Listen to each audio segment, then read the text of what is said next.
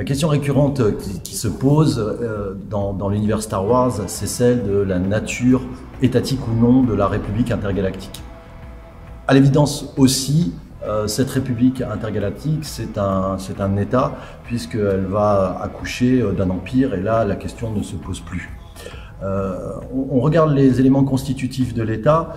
Cette République intergalactique, elle est dotée d'un territoire, puisqu'il y a des frontières, il y a une bordure extérieure, dont fait partie la fameuse planète Tatooine.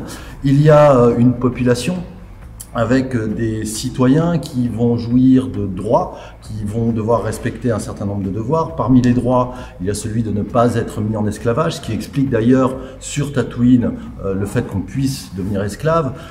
Et puis sur les devoirs, il y a toute la question de la fiscalité.